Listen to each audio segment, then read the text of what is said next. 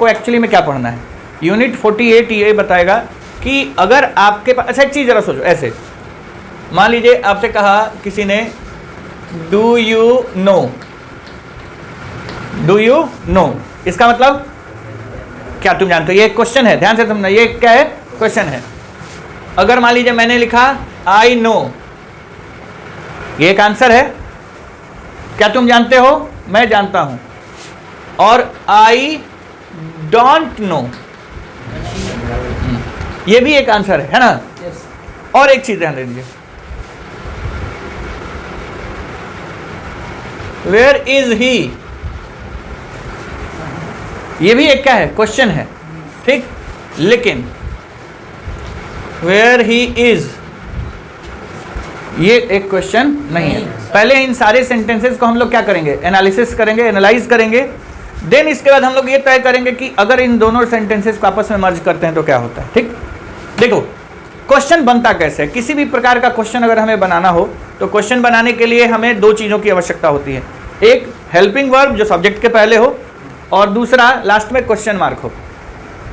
Question mark हम लोग तब तक लास्ट में नहीं लगा सकते जब तक शुरू में हेल्पिंग वर्ब का यूज न किया गया हो।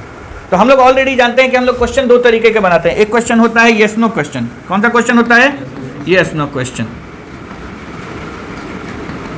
यस नो क्वेश्चन के की जो शुरुआत होती है वो हेल्पिंग वर्ब से होती है, देन हमारा सब्जेक्ट और देन हमारे अदर वर्ड्स, और तब लास्ट में क्या होता है। और एक होता है WH question. WH question, WH question में एक्स्ट्रा क्या होता है, बस इस स्ट्रक्चर के ठीक आगे एक WH वर्ड हमें क्या करना होता है, जोड़ देना होता है, और हमारा WH क्वेश्चन तैयार हो जाता है, ठीक। यस नो क्वेश्चन और WH क्वेश्चन में बेसिक अंतर क्या है। यस नो क्वेश्चन का मतलब होता है कि जिसका उत्तर सिर्फ हाँ या ना में दिया जा सके, लेकिन WH क्वेश्चन का मतलब क्या होता है, WH क्वेश्चन का उत्तर सिर्फ हाँ या ना में देने से काम नहीं चलता है। अब एक चीज जरा सोचिए कि डू यू नो और आई नो में बेसिक डिफरेंस क्या है। अगर ये हमारा असर्टिव सेंटेंस है और ये हमारा इंटरोगेटिव सेंटेंस है, ठीक, तो अगर हम इसको इसमें बदलेंगे या इसको इसमें बदलेंगे तो बेसिक डिफरेंस क्या हमें देखने को मिला। इसमें हेल्पिंग वर्ब नहीं था, क्योंकि ये प्रेजेंट सिंपल टेंस है और प्रेजेंट सिंपल टेंस में हम लोग हेल्पिंग वर्ब नहीं लिखते हैं, दिक्कत है तो वहां पे बैठ जाओ। चलिए इधर ध्यान दीजिए, तो हमने इसको इंटरोगेटिव बनाने के लिए क्या किया, डू बाहर निकाला, और इसको असर्टिव बनाने के लिए क्या किया, डू को अंदर भेज दिया, ठीक। यानी कि अगर किसी ने कहा कि डू यू नो को असर्टिव में कैसे लिखेंगे, हाँ यू नो, ठीक, होगा कि नहीं होगा बोलिए। और अगर यू नो को इंटरोगेटिव में बदलना होगा तो क्या करेंगे, तो इसके साथ जो हेल्पिंग वर्ब लगता है उसको हम लोग यहाँ पे लगा देंगे, ठीक। हाँ, क्योंकि इसमें बहुत सारे लोग इसलिए कंफ्यूज होते हैं क्योंकि इसमें हेल्पिंग वर्ब दिया नहीं है। लेकिन ऐसे मान लीजिए, आप ऐसे समझिए, इज ही स्लीपिंग, इसमें हेल्पिंग वर्ब है यहाँ पे, इसको अंदर लेके जाएंगे तो ये क्या बन जाएगा, ही इज स्लीपिंग। और इसी को रिवर्स कर देंगे तो इसको बाहर निकाल देंगे तो ये बन जाएगा, बन गया ना। अब आप लोगों को ये मैं बताने की कोशिश कर रहा हूं कि हेल्पिंग वर्ब को बाहर निकाल दीजिए तो क्वेश्चन हो जाएगा, और हेल्पिंग वर्ब को अंदर लेके चले जाइए तो वो नॉर्मल सेंटेंस हो जाएगा, ठीक। अब दूसरी बात आइए, इन दोनों को कंपेयर कीजिए। पहले यहाँ पे हेल्पिंग वर्ब पहले है और यहाँ पे हेल्पिंग वर्ब बाद में है ना, तो ये क्वेश्चन है लेकिन ये क्वेश्चन नहीं है। इसमें एक और डिफरेंस ये है कि ये वाला जो सेंटेंस है वेयर इज ही, इसको आप अकेले लिखिए बोल सकते हैं, अकेले, लेकिन नीचे वाला जो सेंटेंस है इसको आप अकेले लिखिए बोल नहीं सकते हैं। ये एक कंप्लीट सेंटेंस की तरह है, लेकिन ये कंप्लीट सेंटेंस नहीं है, ये क्लॉज है, ठीक। अब उस स्थिति में आपको ये देखना होगा कि अगर इसको अकेले नहीं लिख सकते हैं तो फिर इसका रोल क्या होता है। इसका रोल होता है कंजंक्शन का, ठीक। अब देखिए कैसे, अगर मुझसे किसी से पूछना हो कि क्या तुम्हें पता है कि वो कहाँ है, तो मैं अगर केवल ऐसे पूछना हो कि वो कहाँ है तो मैं क्या बोलूंगा, वेयर इज ही। लेकिन अगर मुझे कहना हो क्या तुम्हें पता है कि वो कहाँ है, इसके साथ, हाँ इसके साथ मैंने क्या लगा दिया, डू यू नो, बिल्कुल। तो जैसे ही अगर ये वाला पार्ट सेंटेंस के शुरू में लिखा हो, WH वर्ड कहाँ लिखा हो, सेंटेंस के शुरू में लिखा हो, तो वो क्वेश्चन बन भी सकता है और नहीं भी बन सकता है, दोनों काम कर सकता है। लेकिन अगर बीच में लिखा हो तब वो किसी भी हालत में क्वेश्चन के रूप में लिखा नहीं जाएगा, तब वो कंजंक्शन के रूप में लिखा जाएगा और हमारा हेल्पिंग वर्ब कहाँ लिखा जाएगा, सब्जेक्ट के बाद। तो यूनिट जो 48 है वो इसी पर बेस्ड है कि हम लोग अगर डबल सेंटेंसेज आपस में जोड़ते हैं तो WH वर्ड या यस नो क्वेश्चन जोड़ते हैं अगर हम लोग, तो फिर क्या होता है या किस तरीके से उसे लिखा जाता है। ठीक है, चलिए हम लोग इसी पे बात करेंगे अब आगे।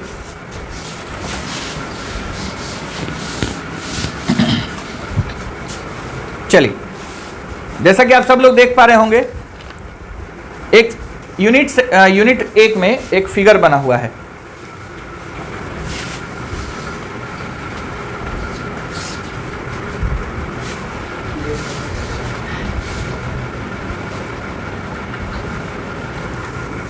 और ये इससे क्या कर रही है, पूछ रही है do you know where Paula is, do you know where Paula is, क्या तुम्हें पता है कि पॉला कहां है। अच्छा, एक चीज सोचना है कि लास्ट में हम लोग क्वेश्चन मार्क किसकी वजह से लगा रहे हैं, क्या इसकी वजह से लगा रहे हैं, नहीं इसकी वजह से तो लग ही नहीं सकता क्योंकि हेल्पिंग वर्ब इधर नहीं है। क्वेश्चन मार्क किसकी वजह से लग रहा है, क्यों, क्योंकि ये एक इंटेरोगेटिव सेंटेंस है। अगर शुरू का वाक्य जो है वो अगर इंटेरोगेटिव होगा तो लास्ट में क्वेश्चन मार्क लगाएंगे, शुरू का वाक्य अगर असर्टिव होगा, नॉर्मल सेंटेंस होगा, तो इसमें हम लोग कोई क्वेश्चन मार्क नहीं लगाएंगे। मान लीजिए हो सकता है इसने आंसर दिया हो no I don't know where Paula is. अब देखो इसमें भी वेयर पॉला इज है, इसमें भी वेयर पॉला इज है ना, लेकिन इसमें हम लोगों ने क्वेश्चन मार्क लगाया किसकी वजह से, इसकी वजह से, और ये तो नॉर्मल असर्टिव सेंटेंस है इसलिए इसकी वजह से क्या लगा, फुल स्टॉप लगा। समझ में आ रही है बात। चलिए अब जैसे देखिए इसमें कुछ चीजें और एक्सप्लेन की गई हैं, मैं आपको बता दूं। जैसे एक है where is Paula, where is Paula, है ना, वेयर इज पॉला। अब देखो क्या किया इसने, सेंटेंस जोड़ दिया do you know where Paula, और इस इज को कहाँ लगा दिया, इस, और यहाँ पे क्या हो गया, क्वेश्चन मार्क। समझ में आया। तो जब भी हम लोग WH वर्ड को किसी सेंटेंस के बीच में लिखते हैं तो वो WH वर्ड अपना रोल बदल देता है, वो वहां पे क्या बन जाता है, कंजंक्शन बन जाता है। इस चीज का उपयोग तुम लोगों को नरेशन में देखने को मिलेगा। नरेशन में तुम लोगों ने देखा होगा कि WH क्वेश्चन या yes no question, yes no question में हम लोग कॉमा हटाते हैं तो क्या लगाते हैं, इफ या वेदर, और WH क्वेश्चन में कॉमा हटाते हैं तो क्या लगाते हैं, WH वर्ड। यहीं से वो कॉन्सेप्ट निकल के आ जाएगा। बिल्कुल, चलिए देखते हैं हम लोग आगे। अब देखो इसमें आंसर दिया है, ये क्या है, ये एक सिंगल क्वेश्चन है और ये डबल सेंटेंस वाला क्वेश्चन है। वेयर इज पॉला, पॉला कहाँ है, और फिर मैंने तुमसे पूछा क्या तुम्हें पता है कि पॉला कहाँ है। तो दोनों क्वेश्चन ही है, लेकिन ये देखो ये सिंगल सेंटेंस है, ये डबल सेंटेंस है, यानी डबल क्लॉज है एक तरीके से समझ लीजिए। सेंटेंस सिंगल ही है, क्लॉज कितने हैं, 2। ये सिंगल क्लॉज वाला सेंटेंस है, ये डबल क्लॉज वाला सेंटेंस है। तो इस डबल क्लॉज वाले सेंटेंस में जो WH वर्ड अंदर लगा हुआ है, ये जो है इसका काम क्या हो गया, कंजंक्शन का भी हो गया। उस सिचुएशन में ये जो हेल्पिंग वर्ब है यहाँ ना लग के सब्जेक्ट के बाद चला गया। अब इसका आंसर कितना हो सकता है, जरा देखिएगा। आई नो, आई डोंट नो, और कैन यू टेल मी। नहीं, ये तो मान के चलिए क्वेश्चन ही बनाएगा ना। yes. ये देखो, ये आई नो या I don't know where Paula, और आप लोगों से पूछ भी सकते हैं दूसरे तरीके से भी, can you tell me where Paula is. समझ में आया इतना। अब देख सकते हैं आप लोग यूनिट में बहुत सारे एग्जांपल्स भी दिए गए हैं, लाइक, अच्छा जरा सोचिए, इतना आप लोगों को समझ में आया। कुछ नोट करने लायक है तो नोट कीजिए, अदरवाइज बुक सब लोगों के पास है, नोट करने की कोई आवश्यकता नहीं है। हम लोग इसको आराम से क्या कर सकते हैं, समझ सकते हैं बुक से भी। इसके बाद मैं आगे दिखाता हूँ क्या डिफरेंसेज हैं। तो आपने देखा, अगर मैं इसको अकेले लिखूंगा तो क्वेश्चन मार्क लगाऊंगा और हेल्पिंग वर्ब मेरा सब्जेक्ट के पहले होगा। लेकिन अगर मैं कोई सेंटेंस पहले लिख दूँ, वो इंटेरोगेटिव हो या असर्टिव हो, कोई मतलब नहीं है। अगर WH वर्ड को हम लोगों ने बाद में लिख दिया तो ये पहले तो हेल्पिंग वर्ब पहले, और ये बाद में तो हेल्पिंग वर्ब भी बाद में लिखा जाएगा। ठीक है, चलिए उसके बाद कुछ कंपैरिजन वाले सेंटेंसेस दिए गए हैं, उसके ऊपर ध्यान देते हैं।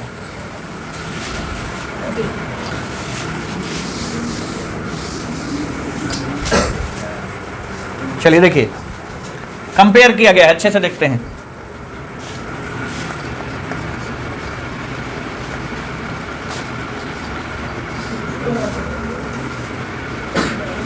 अच्छा, जैसे कुछ एग्जांपल्स दिए गए बुक में भी, आप लोग देख सकते हैं। Who are those people, who are those people, वे लोग कौन हैं। लेकिन आगे जरा गौर कीजिए, कुछ बॉक्सेस भी बनाए गए हैं ना बॉक्सेस। चलिए अब जैसे देखो, यहां लिखा हुआ है डू यू नो या कैन यू टेल मी।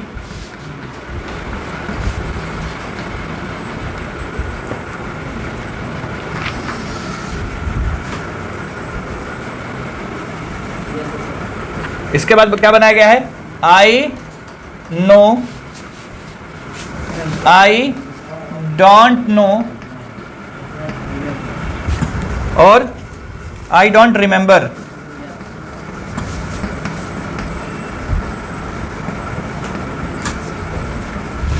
ये ऊपर दोनों क्या है, इंटेरोगेटिव, और नीचे दोनों क्या, नीचे तीनों क्या है, असर्टिव। ठीक, चलिए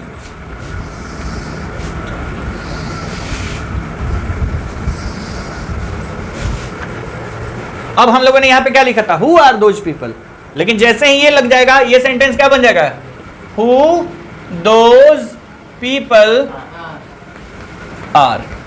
ठीक, अच्छा, अगर इसके रेंज में होगा ये, तो यहां पे हम लोग क्या जोड़ेंगे, क्वेश्चन मार्क जोड़ेंगे। क्या जोड़ेंगे, हाँ, इनके रेंज में होगा तो, और इनके रेंज में होगा तो क्या लगाएंगे, फुल स्टॉप। अब अगला वाक्य देखिए, हाउ ओल्ड इज लिंडा, क्या लिखा हुआ है जी, हाउ ओल्ड इज लिंडा। तो ये एक सिंगल सेंटेंस हुआ। तो जब भी सिंगल सेंटेंस होगा और WH वर्ड लगा होगा तो हेल्पिंग वर्ब सब्जेक्ट के पहले। लिंडा कितने साल की है, लेकिन यहां पे क्या लिखोगे, yes, how old Linda is. अब ऐसा क्यों हुआ भाई, ऐसा इसलिए हुआ क्योंकि ये WH क्वेश्चन जो है वो कहां चले गए, इसके बाद में, यानी कि बीच में, ये डबल क्लॉज हो गए, और ये क्या है, सिंगल क्लॉज। तीसरा क्या है जी, what time is it, what time is it, कितना समय हुआ है, व्हाट टाइम इज इट। अब जरा देखिए, इसको क्या लिखोगे, व्हाट टाइम इट इज। ठीक,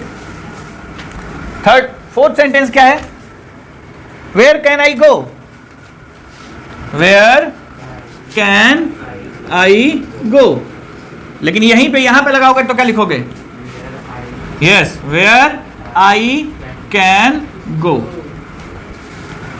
यहां मैंने बीच में एक लाइन बना दिया कि ये इंटेरोगेटिव के लिए है और ये असर्टिव के लिए। इसके साथ भी ये सारे सेंटेंस, इसके साथ भी ये सारे सेंटेंस लग सकते हैं। इसके साथ लगेंगे तो कंप्लीट सेंटेंस क्या हो जाएगा, इंटेरोगेटिव, और इसके साथ ये सारे लगेंगे तो कंप्लीट सेंटेंस क्या हो जाएगा, असर्टिव। ठीक, आइए और आगे एग्जांपल है, how much is this camera, how much is this camera, ये कैमरा कितने का है। ठीक, ये कैमरा कितने का है, क्या यहां पे कैसे लिखोगे, how much this camera is. Next, when are you going away, when are you going away, यहां पे क्या लिखोगे, yes, when you are going away. ठीक है, और एक दो एग्जांपल्स हैं, where have they gone, where have they gone. हाँ, तो यहां क्या लिखोगे, yes, where they have gone, यही होगा। और एक एग्जांपल है, व्हाट वाज एन वियरिंग, तो व्हाट एन वाज वियरिंग।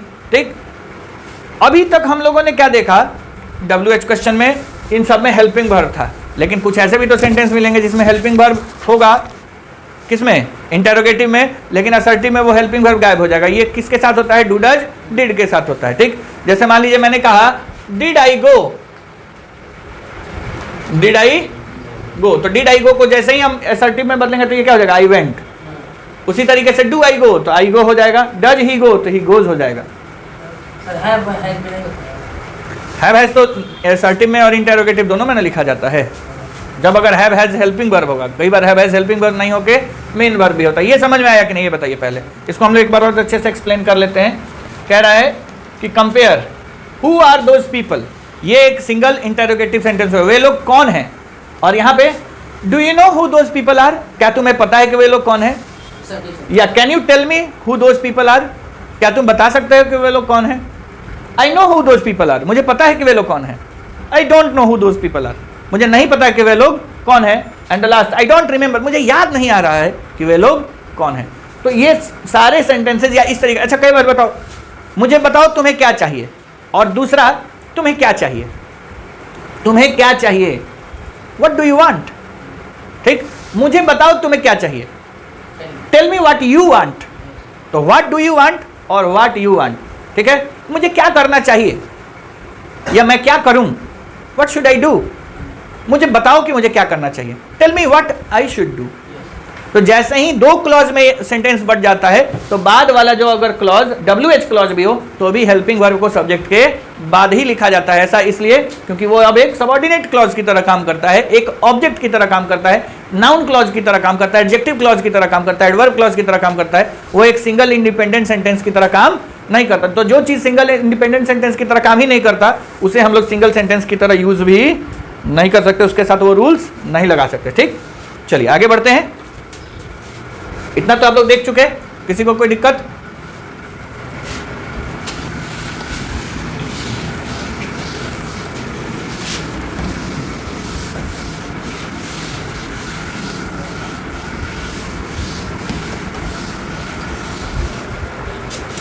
चलिए, एक्चुअली मेरे पास इस बुक का PDF ही है, तो PDF थोड़ा सा इससे डिफरेंट है क्वेश्चन वगैरह के मामले में। अब आ जाते हैं बी सेक्शन पे, questions with do does did. इसके सेक्शन बी में क्या है जी, क्वेश्चंस विथ डू डज और डिड। ठीक, अब जैसे देखिए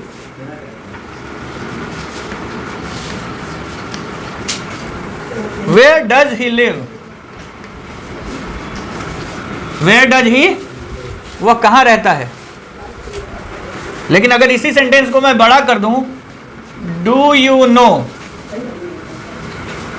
वेयर। अब जरा गौर कीजिए आप लोग, डू यू नो वेयर। अब इस सेंटेंस को मैं नीचे लिखूंगा तो कैसे लिखूंगा जरा बताइए। यहां देखिए इसको, डू यू नो वेयर, मैंने डू यू नो एक्स्ट्रा जोड़ा, इस वेयर को यहां लगा दिया। अब क्या ये डज यहां लिखेंगे, ये डज यहां से अंदर चला जाएगा और जैसे ही डज अंदर जाएगा लिव क्या बन जाएगा, लिव्स हो जाएगा, वेयर ही लिव्स। हाँ, चूंकि सेंटेंस पहला वाला सेंटेंस क्या है, असर्टिव नहीं है, इंटेरोगेटिव है, तो हम लोग यहां पे क्या लगाएंगे।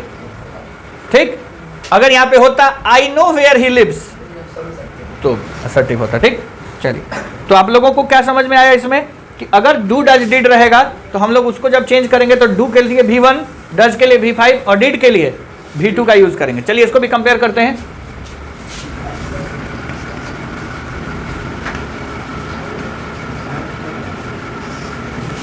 देखो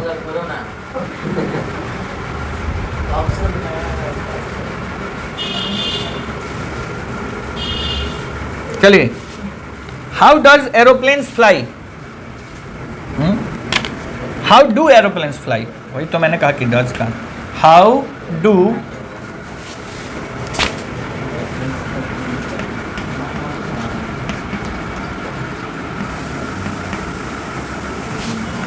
एरोप्लेन्स फ्लाई।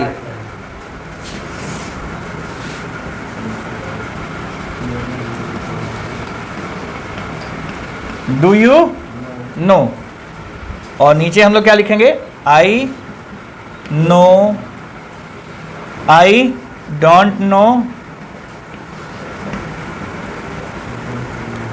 या आई डोंट रिमेंबर,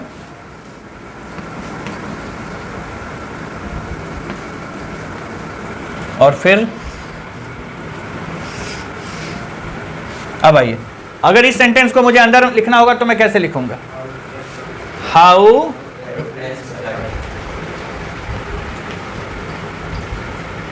फ्लाई, ठीक। अगर इसके साथ होगा तो क्या लगाएंगे? क्वेश्चन मार्क, चूंकि ये इंटरोगेटिव है तो यहाँ पे लास्ट में क्या लगेगा? Question mark. और इनके साथ ये सेंटेंस होगा तो क्वेश्चन मार्क नहीं लगेगा, बल्कि क्या लगेगा? फुल स्टॉप लगेगा। चलिए अगला है, what does Jane want? What does Jane want? तो यहां पे हम लोग क्या करेंगे? डज को अंदर लेके जाएंगे तो व्हाट जेन वांट्स, ठीक। इसके बाद अगला है, why did she go home? अगला क्या है? Why did she go home. वहां पे लगाएंगे तो कैसे लगाएंगे? Why she went home.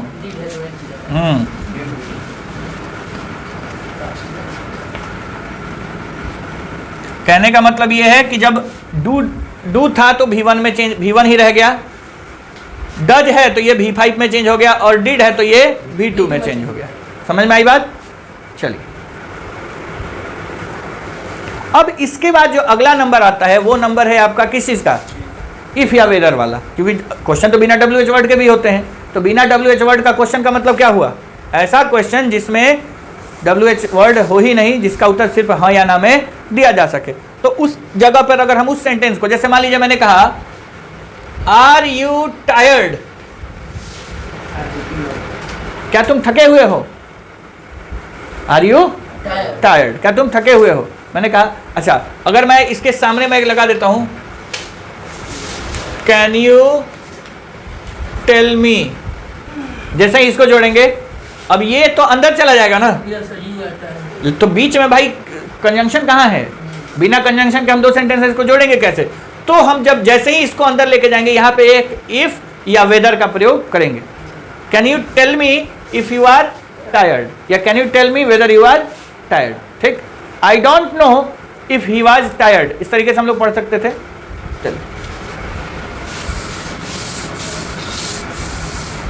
चलिए ये तो हो गया। उस वाले सेक्शन की तरफ बढ़ते हैं, देन उसके बाद आप लोग क्वेश्चन बनाइएगा बैठ के आराम से।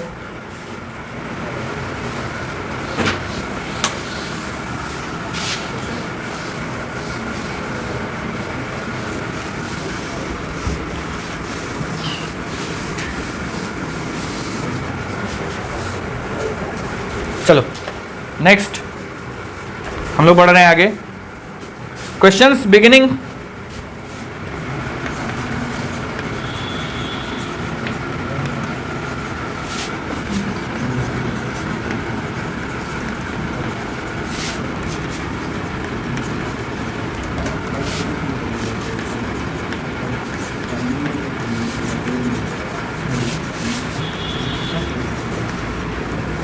मतलब हेल्पिंग वर्ब से, is am are, do does से, हैव हैड से, जिससे भी क्वेश्चन शुरू होगा उसकी बात कर रहे हैं हम लोग।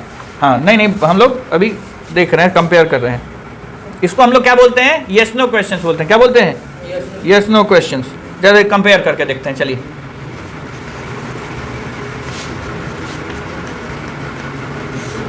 अब जैसे मान लीजिए किसी ने आपसे पूछा इज जैक एट होम, क्या जैक घर पर है, ठीक। Have they got a car, क्या उनके पास कार है।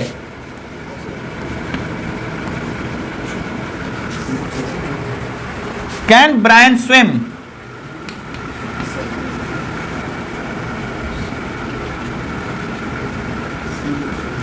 Can Brian swim. Do they live near here,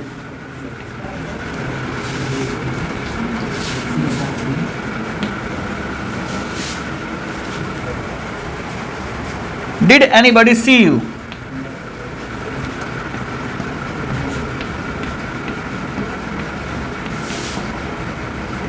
अब देखिए, अब इसको हम लोग लिखते हैं वैसे ही, जैसे एक example, do you know, I don't know, यहाँ पे do you know, can you tell me सब हो सकता है, इसमें I know, I don't know, I don't remember, सारी चीजें हो सकती हैं। अब इसके बाद हम लोग क्या करेंगे, ये वाले is Jack home, is Jack at home को क्या लिखेंगे, Jack is at home. Yes.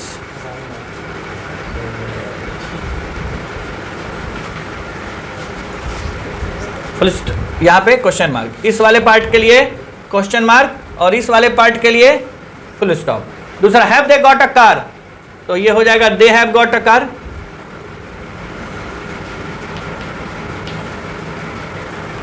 Can Brian swim, तो ब्रायन कैन स्विम। अच्छा सॉरी, यस यस मिस्टेक, हम लोगों ने बीच वाला पार्ट तो लिखा ही नहीं। इफ या वेदर, अच्छा ये मौसम वाला वेदर नहीं है, इसका स्पेलिंग अलग होता है, वो WEATHER होता है, इसमें WH होता है, ठीक है। अब आप लिख सकते हैं इज जैक एट होम का क्या लिखोगे, जैक इज एट होम। अगला है have they got a car, तो दे हैव गॉट अ।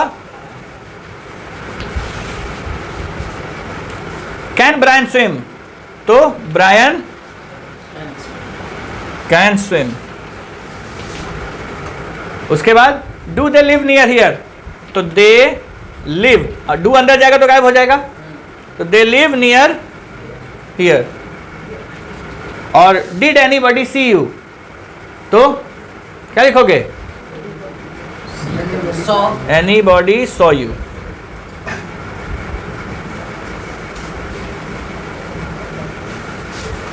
तो ये चूंकि क्या था, WH क्वेश्चन नहीं था, यस नो क्वेश्चन था, तो हमें कंजंक्शन की जगह क्या कुछ तो चाहिए था, तो हम लोगों ने क्या लगाया, इफ या वेदर। और यही चीज जब हम लोग नरेशन करते हैं, डायरेक्ट नरेशन से इनडायरेक्ट नरेशन, यानी डायरेक्ट स्पीच से इनडायरेक्ट स्पीच में किसी भी सेंटेंस को चेंज करते हैं, तो इंटरोगेटिव रहने पर हम लोग क्या करते हैं, यस नो के साथ इफ या वेदर, और WH रहता है तो सेम WH वर्ड लिख देते हैं। तो यहीं से वो कॉन्सेप्ट निकल के आता है। समझ में आ गई बात। अब आप सारे एग्जाम्पल्स देख ही चुके होंगे। चलिए नीचे लिखा भी है, यू कैन यूज इफ और वेदर इन दिस सेंटेंसेज, मतलब इफ और वेदर दोनों में से कोई भी सेंटेंस क्या कर सकते हैं, यूज कर सकते हैं। अब आप लोग इसका एक्सरसाइज बनाइए।